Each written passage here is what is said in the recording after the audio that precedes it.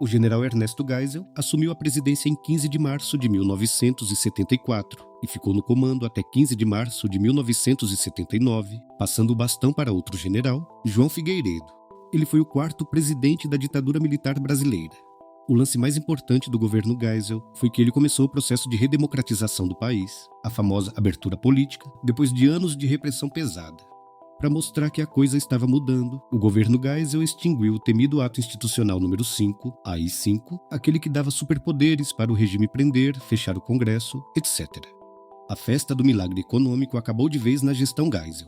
Por causa da crise mundial do petróleo de 1973, o crescimento deu uma desacelerada forte. Mesmo com a desaceleração, o PIB cresceu 31,88% no período, mas a inflação disparou, pulando de 15,54% para 40,81% quando ele saiu. Veja um resumão top sobre a era Geisel. Abertura, crise e mudanças no Brasil. A história de Geisel nas Forças Armadas começou cedo, lá em 1921, no Colégio Militar de Porto Alegre.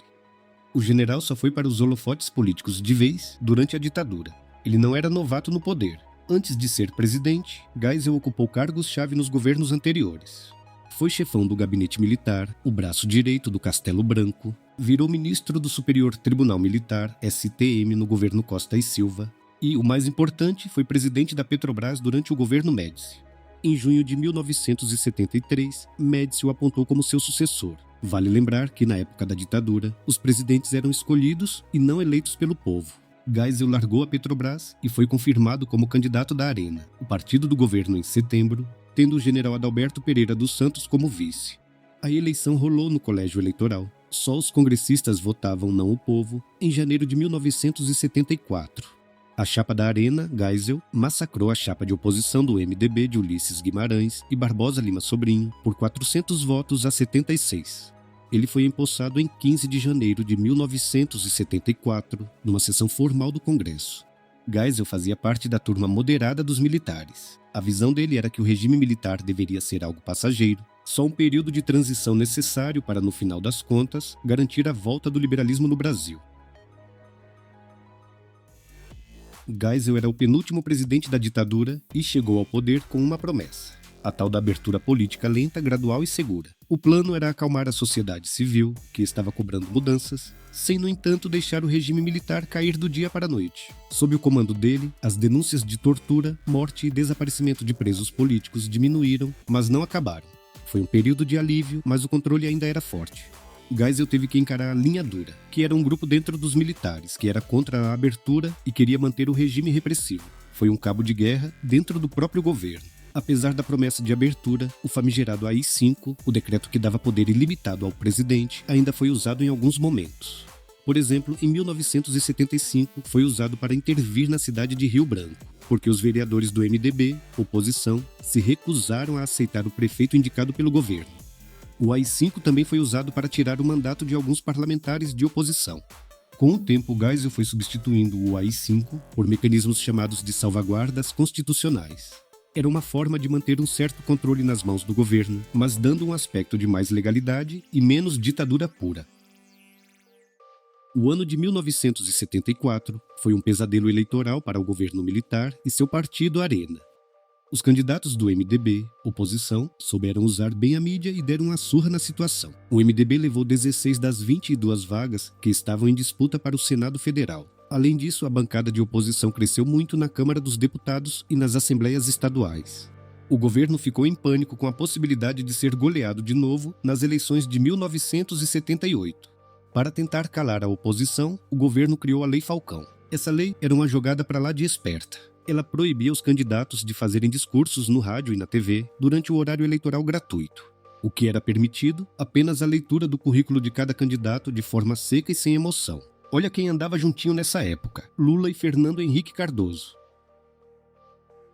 Para garantir que a Arena, partido do governo, não perdesse mais força, Geisel deu um golpe político em 8 de abril de 1977, que ficou conhecido como Pacote de Abril. Esse pacote foi um conjunto de mudanças nas regras do jogo eleitoral para proteger o regime. As principais mudanças foram as seguintes: o mandato presidencial foi esticado de 5 para 6 anos. criaram a figura do senador biônico, senadores que não precisavam ser votados. O governo simplesmente indicava quem quisesse, garantindo a maioria no Congresso. As eleições para governador continuaram indiretas, ou seja, sem voto popular. Para completar, aumentaram o número de deputados federais nos estados que já eram dominados pela Arena, o partido do governo. A oposição, claro, reclamou muito, mas o pacote de abril fez o serviço. Assegurou a vitória do general João Figueiredo, o sucessor escolhido por Geisel, na eleição indireta de outubro de 1978. Em um movimento histórico, Geisel revogou o terrível AI-5 no último dia do ano, 31 de dezembro de 1978. O governo Geisel enfrentou uma crise séria por causa da linha dura, o grupo radical dos militares, que não queria a abertura política. A situação explodiu após as mortes nas dependências do órgão de repressão, o DOI-CODE de São Paulo, do jornalista Vladimir Herzog, em 1975, e do operário Manuel Fiel Filho, em 1976. Esses casos geraram uma enorme pressão e forçaram Geisel a agir, resultando na troca do ministro do Exército. Saiu Silvio Frota e entrou Fernando Betlen. O general João Figueiredo, que seria o próximo presidente, criticou a situação, dizendo que o vacilo da segurança permitiu que comunistas queimassem arquivos. Essa mudança na chefia militar foi vista como uma vitória de Geisel contra os setores mais radicais das Forças Armadas. Outro problema grave que inquietava Figueiredo e o governo Geisel foram os atentados à bomba, promovidos por grupos radicais da direita que visavam intimidar a oposição e a imprensa. Os alvos incluíram a Associação Brasileira de Imprensa, ABI, a OAB, o SEBRAP e a residência do jornalista Roberto Marinho. O mandato de Geisel também foi marcado por grandes mudanças no mapa. Houve a fusão dos estados do Rio de Janeiro e da Guanabara, e foi criado o novo estado de Mato Grosso do Sul, com a divisão de Mato Grosso. Durante o governo Geisel, o Brasil se despediu de 4 ex-presidentes: Eurico Gaspar Dutra, Ranieri Mazzilli, Juscelino Kubitschek em um acidente e João Goulart no exílio.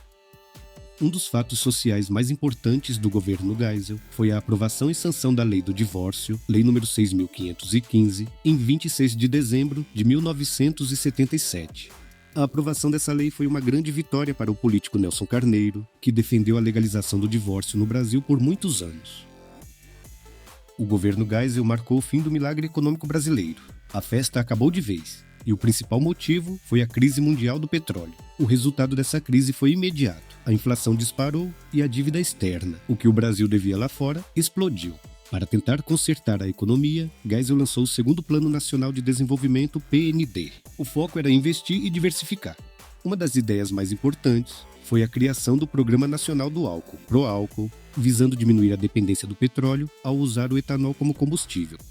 O governo Geisel se lançou em projetos de infraestrutura gigantes. Foi iniciada a construção da usina hidrelétrica de Itaipu em parceria com o Paraguai, uma mega obra de energia. O Brasil assinou acordos de fornecimento de energia, como o de gás com a Bolívia, em 1974 e em 1975, um acordo nuclear ambicioso com a Alemanha Ocidental. Com o custo de vida nas alturas e a inflação descontrolada, os trabalhadores voltaram a se organizar e protestar com força. O movimento sindical ganhou destaque na região do Grande ABC Paulista, onde ficavam as grandes montadoras, e isso lançou nacionalmente a figura do líder operário Luiz Inácio Lula da Silva. A resposta do governo à força sindical foi a proibição de greves em setores considerados essenciais. O governo Geisel mudou a política externa e buscou novos parceiros, abrindo relações diplomáticas com a China e países do bloco oriental, como Bulgária, Hungria e Romênia. O Brasil mostrou independência e foi o primeiro país a reconhecer a independência de Angola na África. As relações com os Estados Unidos esfriaram bastante, principalmente durante o governo do presidente americano Jimmy Carter. O motivo do atrito? Carter não gostava das violações de direitos humanos cometidas pela ditadura militar brasileira e fazia denúncias. Geisel também estreitou laços importantíssimos, como o já mencionado acordo nuclear com a Alemanha Ocidental e os laços diplomáticos com a China. Geisel passou o poder para João Figueiredo em 15 de março de 1979.